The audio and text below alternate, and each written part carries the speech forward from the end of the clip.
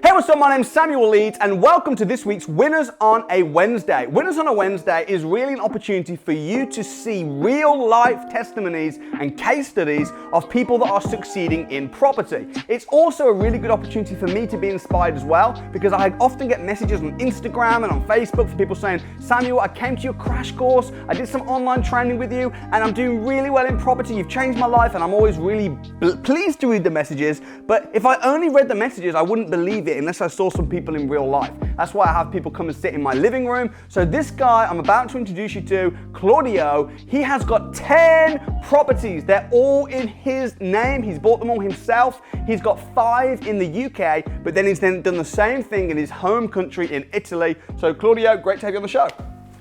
Thank you very much for having me, Samuel. You've done so well, and you're a regular attendee of the crash course. 100%, yeah. I attended twice, actually 3 times the crash course. But what happened the third time? You arrived late and you were sent home. I arrived late and I was sent back, yeah. I don't believe that's really what happened. Maybe you were told to wait. Sad but true, yeah. But you know what though, Claudio? In all seriousness, I'm really happy to have you here. It's great to see people not only implement the training on the property side, but you're also killing it on your business. Tell me about your business. Yeah, so I am working as a consultant in the software space. Yeah. So basically make websites, and we help clients with their websites and with their web apps. And on the side, we also have an investment. I have an investment business to do with property. So mainly buy to let. We'll get into that. But with 10 houses. Yeah, it's now in the double digits, so good. Well, firstly, I just want to say how happy it makes me feel just to see people winning. That I always want to be around people that are winning. So talk to me, Claudio. Why did you choose property, and how did you initially get into the whole world of property investing? I think I was looking for ways to get out of the rat race, you know. And I resonated with a lot of the content that you put out on YouTube, I think, first and foremost. And then after YouTube, I bought your books. I started with Buy Low, Rent High. And that was, it kind of gave me a different mindset, but at the same time, the clear steps that I needed in order for me to be able to. When was this? When did you first read my book? It was 2018. Okay. 2018 for sure, yeah. So a couple of years ago. And a lot has changed since then. Yeah, at this point, when you first read Buy Low, Rent High, did you have any property experience? Did you own any properties? Did you have any investments? No, zero. So this was literally for you a whole new territory? A whole new territory. I had the will to succeed, but I didn't have the knowledge necessarily, and not even the right mindset. Obviously, these are things that you work on gradually, and your books and your content has been kind of pivotal in that. And interesting that you said to me off camera, you said that the training has not only helped you with your investments, with choosing the right properties and that whole side of thing, but it's also helped you in your business. Talk to me a little bit about that. Yeah, absolutely. It's a lot to do with property and having the right knowledge, but also to do with mindset. And otherwise people, I wouldn't have had the courage to send 50 or 60 grand to a faceless group of people, a legal team, to buy my first property. Like it takes a little bit of courage, and in order for that in order for you to have that courage, you have to go through a little bit of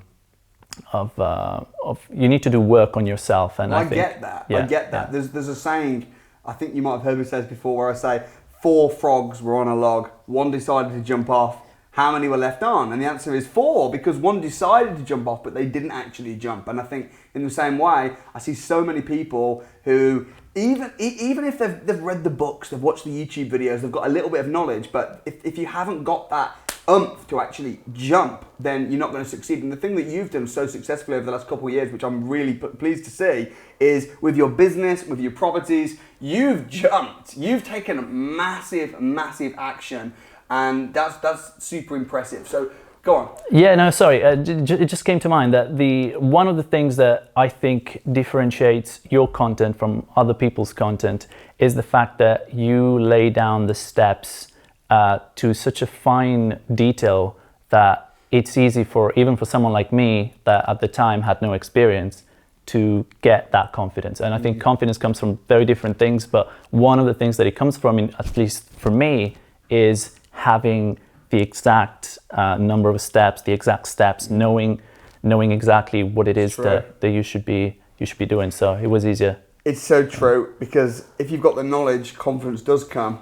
And some people probably shouldn't be confident because if they don't know what they're doing. Exactly.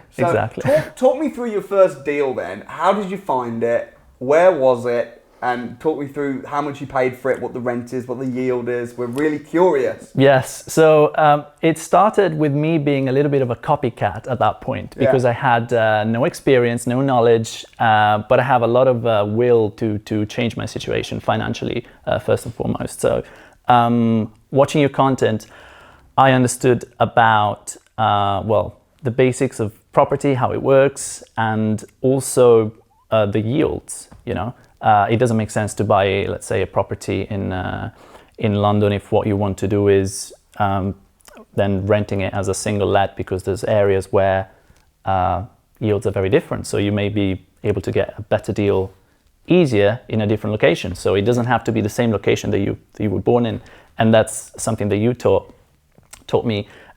So I picked Stoke-on-Trent because it kind of ticked a lot of the requirements that are important for a property investment. And I picked as a strategy the buy-to-let strategy because the way I understand property, the buy-to-let strategy doesn't have a lot of risk involved, and it's fairly simple. At least I understand it. I can make sense of it. So I thought, let's start with that. And so I picked Stoke-on-Trent. I think Stoke-on-Trent is a place that you mentioned in one of the videos that I watched as well. And I got to meet some great people. A very nice property manager. They sourced the deal for me, and then I took a look at a few deals. I went around, doing the viewings, doing all my due diligence, and everything that I learned in the crash course.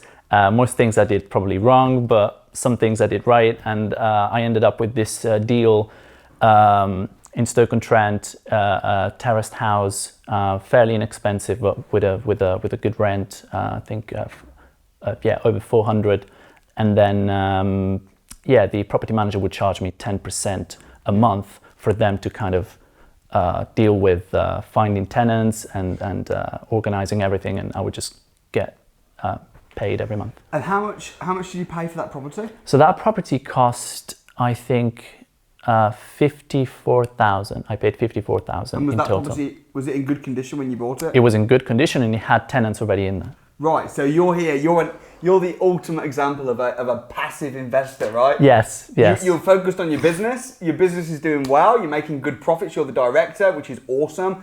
You're then using that money and you're strategically investing it to try and give you passive income. Yes. Which is why you've got a management team in place. You've bought it with tenants. You've bought it in good condition. Yes. So £54,000 giving you £400 a month rent. That's a pretty decent yield. Yes. And it's a lot better than investing that money into something that's not bricks and mortar. I mean, why did you choose property? Because there's lots of different things you can invest in. You could buy gold, silver, Bitcoin.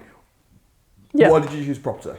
I think it comes down to me, the way I understand investments, it's all like a spectrum of risk, and it goes from literally not investing, keeping all the money in the bank, hoarding money, and all the most extravagant and aggressive ways of investing, such as it could be cryptocurrency or anything that requires a lot of specialized knowledge in that I don't necessarily have, and a lot of time and work if you invest in a business, for example, or if you buy a business, or if you start a new business. But in my case, I was looking for something somewhere in the middle. So I think that property was, on one hand, very safe because it's brick and mortar, it doesn't go anywhere, or it shouldn't. And on the other hand, exciting because I was still learning a lot of new things. It was, when something is so new, I think that starting out, taking it step by step can, or at least it made sense in my mind. So So for me, that was my way into property. And to do what you've done, I mean, as you know, I run a training academy, which costs thousands of pounds, and we teach really advanced strategies about raising finance, rent-to-rent, lease options. You didn't really want to do all that stuff. You're saying, actually, I'm an investor, and I just want to buy at a good price. I want to rent out. I want to get a good return. So you've literally managed to do this just from going on the crash course. To be fair, you've been on multiple times. Yes. But you've been on the crash course, and the crash course. How much did you pay to go on the Property Investors Crash Course? I think £1. £1? Yeah. So was it a good investment? It was a great investment, I would say. Yeah. With an unquantifiable ROI, absolutely amazing. As I said to you earlier, I think the most interesting thing about the crash course is not just the knowledge, which is massively important, but also the mindset. I mean, I remember the exercises, and I like your approach. I think that people that love property consume a lot of content about property, not necessarily just yours. The difference between your content and other people's, I found, is that there's a lot of differences. One, I mentioned about the fine details that you go into. The second thing, for example, I remember this exercise. I don't know if you still do it or if it's changed, it's improved. But I remember this exercise where you would stand in front of 2,000-3,000 people with a blank whiteboard saying, okay guys, so what's your biggest fear? And then people would just think about, I don't know, no tenant. What if you haven't got a tenant? You buy a house and then the house is actually costing you money because you're not making anything. And everyone's biggest fears started to be voiced, and you would just write them down one after the other. And then you would come up with your own, because obviously people that aren't in the industry aren't necessarily scared about what should scare them the most, but they're scared about different things. So you would say, oh, what about a bad tenant? Wouldn't that be worse? Oh yeah, that would be worse. And instead of shaming people that are scared of investing in property, you would actually address each and every one of the fears that people normally have. Yeah. And what happens, well, I don't know what happens to most people, but to me, that was a liberating moment. That's great, because it's really important to do that. That's called risk assessing, you know. And while some people might say, well, I haven't got any fears, I'm just going to be a courageous investor. Well, you should, because things can go wrong. And as you said, with the crash course, we go through all the different things: bad tenant, no tenant, bad house, all the different problems you could have, and then go through each point and say, right, how can we prevent this from happening? And of course, there's a possibility things will go wrong. There always is, because otherwise it wouldn't be an investment, it would be a guarantee. And by very nature of investing, there's risk associated to it, like any investment. But we want to invest as safely as possible and make sure that we're actually going to eliminate the risks as best we can, which is great. And hopefully you've applied that into your 10 houses. Absolutely, and not just the houses. That's the reason why I like the crash course so much, because if you have no intention of getting into property and you went to one of your crash courses, I think you would get so much value out of it, just mindset, business in general. Then of course, if you're interested in property, then that you should go. But even if you weren't, there's so much value that you can get. The risk analysis, risk assessment isn't necessarily natural to everyone. It wasn't for me. It isn't. So it's something that I had to think about. It's something that I had to learn. And I'm glad I did. And of course, you can apply to property, but you can apply to anything in life. So. Yeah, and you've said that you've applied a lot of stuff to your current business. How's your business going at the moment? Is it thriving? Is it surviving? It's great. It's great because I think the software industry has been probably one of the least affected by the pandemic and the madness. So it's going well. And the property side, I've heard horror stories from the industrial and commercial real estate, but personally, it's been great. And to have 10 houses and have a business that's doing, what sort of turnover does your business have? We six figures. So yeah, just about. And you look kind of pretty young. So how old are you? Yeah, I'm 29. I'm 29. Same age as me? Yeah, same age, yeah. Right, that's awesome. I'm a bit older, I think. I mean, November I'll be 30. So, Okay, yeah. cool. So just a few months older than me. What about the other properties then? So I know you say you got the first 5 in the UK. In the Are UK. they all in Stoke-on-Trent? Yes. And they're all similar sort of properties? Very similar. Yes, I've kind of, this works. Okay, I like this. I get paid every month. Let's just do it again. Why did you then decide to take that system and then go and adapt it and do it in Italy? Again, the things that I learned about mindset from the crash course or the videos or your one of the messages that I think stand out in what you say is whenever there is a problem, there is opportunity. If we had no problems, then there wouldn't be a need for starting a new business, because what problem are you trying to solve? There are no problems. So obviously you can't take this to an extreme, but you said in one of your crash courses, I remember there were people coming from Australia, coming from India, coming from Canada. I remember a guy coming from Canada. And you said, everything I teach from a UK point of view, because you're from the UK, you live in the UK, you invest in the UK, you know about the law and regulations in the UK.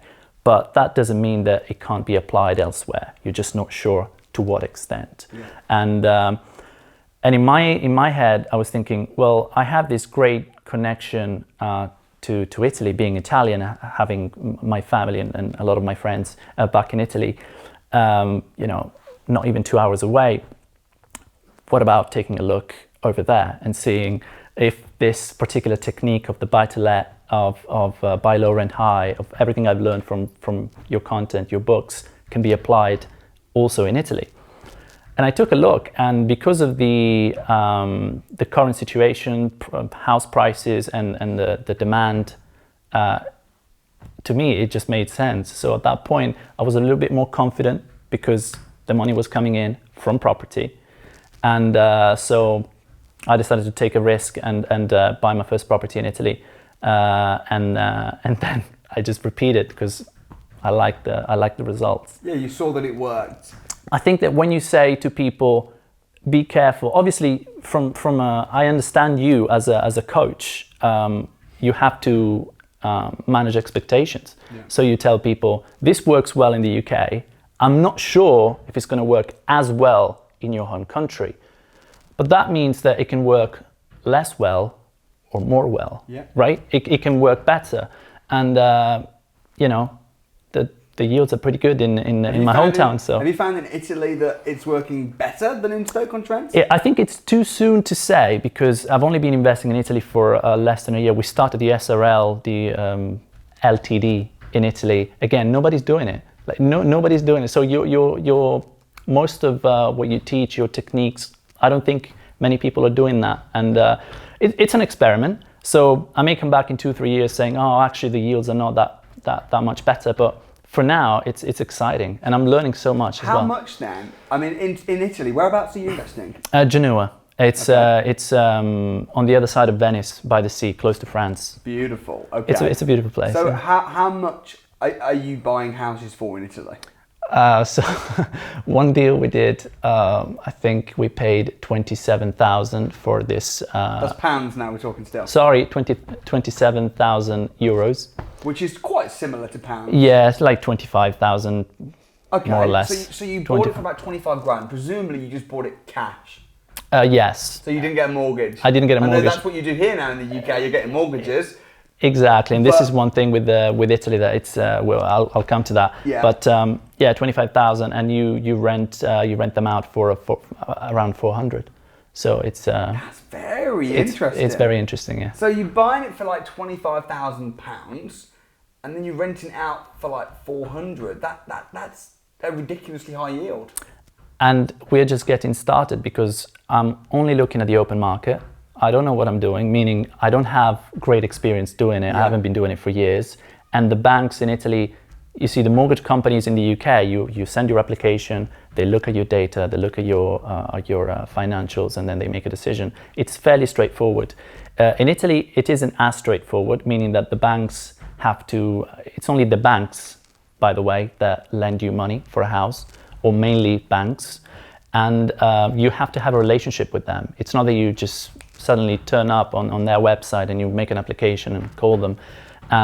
It's mainly through relationships that you acquire trust and then money. So I had to open an account with the bank that's established in the city, and then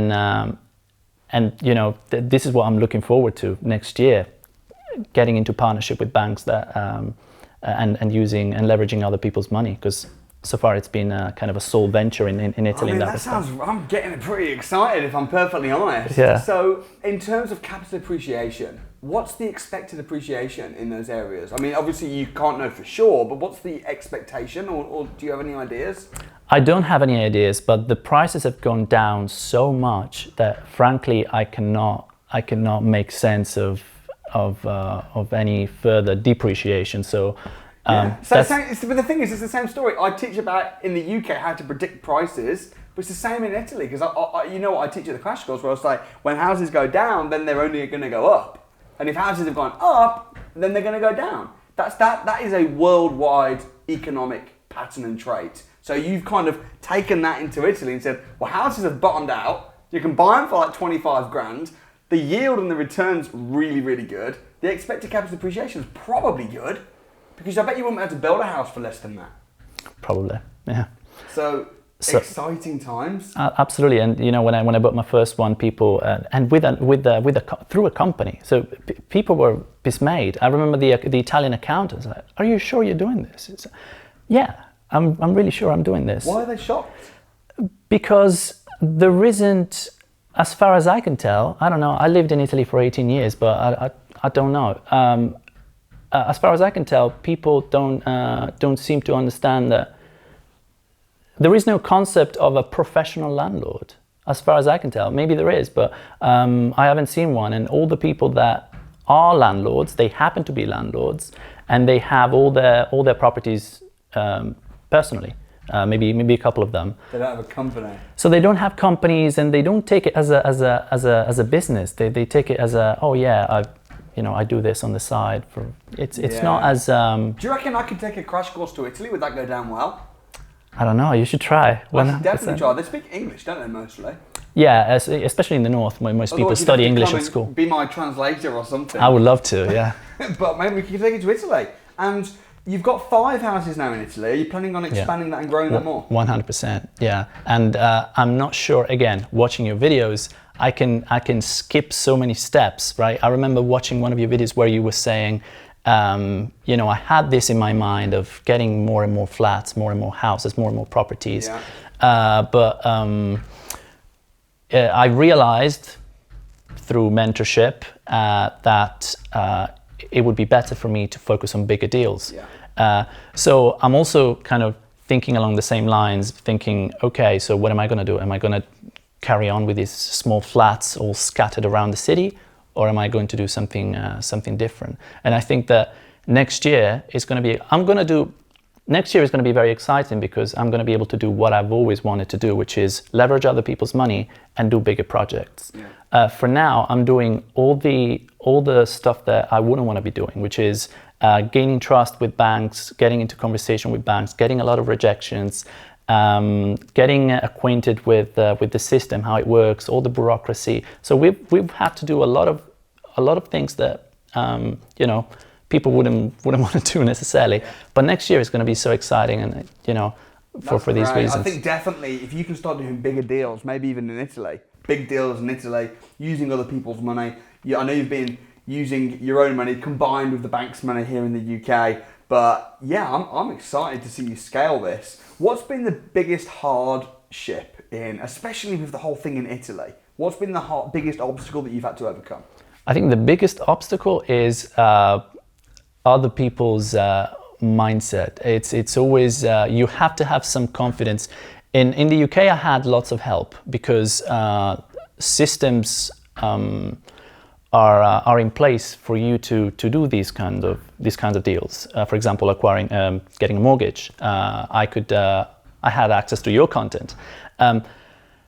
I found a lot of like-minded people here in London, especially. I'm very lucky to be here, and In Italy, you don't have that necessarily. I didn't find that. So again, looking for an accountant that had experience with a limited company doing what we're doing, which is buy to let. I mean, good luck. So you're going to have to go through this. There's going to be a little bit more friction. Yeah. Everything has to come from you. There won't be any other input from the outside world that will. So it's a completely unsaturated market. I think so. That's the way I'm looking at it. That's the way I feel about it. Yeah. And what advice would you give to someone that was maybe in Canada, Australia, or wherever, and they're watching my content, they're watching my videos, they've done my online training, or they've flown in to come to a crash course like many people do, and they're considering, should they invest in the UK or should they use the strategies and invest in their home country? What kind of things should they be looking for, and what would you say to them? So I would say to them that the most important, the easiest thing to do is to focus on what you don't have. Looking at your content, people are going to focus on the one thing that you mentioned that they may not get access to, for example. And I think that's very natural, and it happened to me as well. They should try and focus on what they have that you don't have. There's something in Canada or in any other country that's possible that here may be impossible. Yeah. Starting from that. And if they really run out of options and they find that in their home country, for whatever reason, there isn't much opportunity in property, then they may consider looking at other countries where they feel they have what they need. And the UK is a prime example. The thing is with property though, I so agree with you, is because properties are pretty, I mean, yes, there are some countries that have ludicrous laws where you can't own a house or whatever, but generally speaking, it's quite a simple concept. If you own land, no one can take that away from you. And if you build a house, everyone needs to live in a home. And people are always going to pay what they need and what brings value to them. So the idea of building a house or buying a house, owning land, renting it out, it's a very universal, global thing that can happen. And I think that's why so many people from other countries have been reaching out to me saying, hey, I've been watching your videos and I've done the same thing in Canada or Australia. And for me, it's a really exciting feeling. And it kind of opens me up to be able to teach more people, which is also great. But as you say, people sometimes will say, oh, I can't do that though. Or, oh, lease option agreements aren't allowed. Well, then don't do a lease option agreement then. Do something different. Or they'll say, oh, we don't have Rightmove. Well, find an equivalent. Or go and walk into an estate agent's office. Don't find a problem. You've got to find a solution, which is what you've talked about throughout this whole interview. Yeah, 100%. I think it's not as easy as finding the problem. Finding the problem is always the easiest thing. So finding the problem is okay, but then again, just look further. I think there's a lot of space in the real estate industry, which is one of the oldest industries. Yeah, absolutely. Well, I'm really excited. Glad to see you killing it on the business side as well as the investment side. And folks, if you want to follow his journey, let me know. Let me know if you want me to get him back on YouTube as a part 2 in 6-12 months time. Also, if you're from another country, if you're interested in seeing students from another country, whether it be Hong Kong, Canada, Australia, different parts of Europe, let me know. Let me know where you're from. Let me know where you want to see more students, and I'll bring people on, I'll interview them. Thanks so much for watching the channel. I think you'll agree, Claudio is an absolute boss. I'll leave a link with his details in the description if you want to get in touch, if you're in Italy maybe. And also, please don't forget to smash the like button, subscribe to the channel, and turn the notification bell on so you don't miss a future video. If you want to see more interviews with Winners Wednesday success students, you can see them right here, and you can subscribe right here. I look forward to seeing you next time.